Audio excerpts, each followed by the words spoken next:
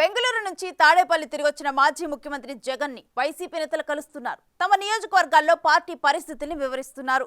ఆ క్రమంలో పార్టీని వదిలిపోతున్న క్యాడర్ గురించి చెబుతూ భవిష్యత్తుపై ఆందోళన వ్యక్తం చేస్తున్నారట.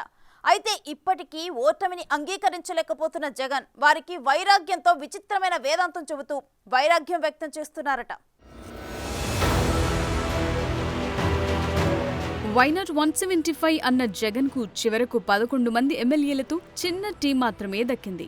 అయినా ఆయన ఓటమిని ఒప్పుకోలేకపోతున్నారు. వైసీపీ ప్రభుత్వంపై తీవ్రంగా ప్రజా వ్యతిరేకత ఉండటం వల్లే ఆయన ఓడిపోయారని వైసీపీ నేతలు మొదలు రాజకీయ విశ్లేషకుల వరకు అందరూ చెప్తున్నారు. కానీ సీఎం జగన్ మాత్రం వైసీపీపై వ్యతిరేకత వల్ల తాము ఓడిపోలేదంటున్నారు. చంద్రబాబు ఇచ్చిన మోసపూరిత హామీలకు ప్రజలు ప్రభావితులై ఓటు వేశారని, 10% ఓట్లు అటు వెళ్లటంతోనే చంద్రబాబు గెలిచారని జగన్ విచిత్రమైన విశ్లేషణలు చెప్తున్నారు.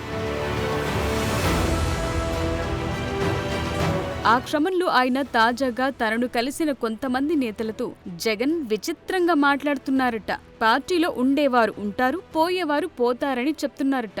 మొదట్లో వైసీపీని మొదలుపెట్టినప్పుడు తాను తన తల్లి విజయమ్మ మాత్రమే ఉన్నామని జగన్ గుర్తు చేస్తూ, తాను తన తల్లితో మొదలైన పార్టీని ఇక్కడి వరకు తీసుకొచ్చామని వైరాగ్యం ప్రదర్శిస్తున్నారట.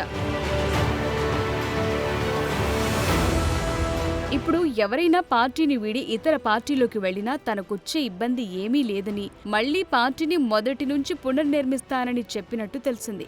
విలువలు, విశ్వసనీయత, నైతికత ఉన్నవారు పార్టీలో ఉంటారని, ఇవి లేనివారు వేరే పార్టీలోకి పోతారని Jagan వ్యాఖ్యానించారట.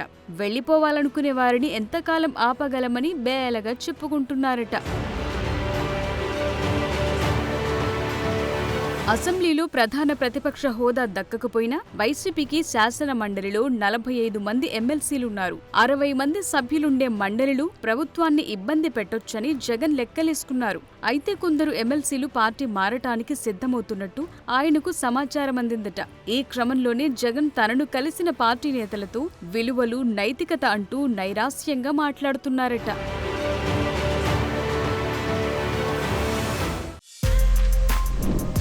For more videos like this, subscribe Big TV channel.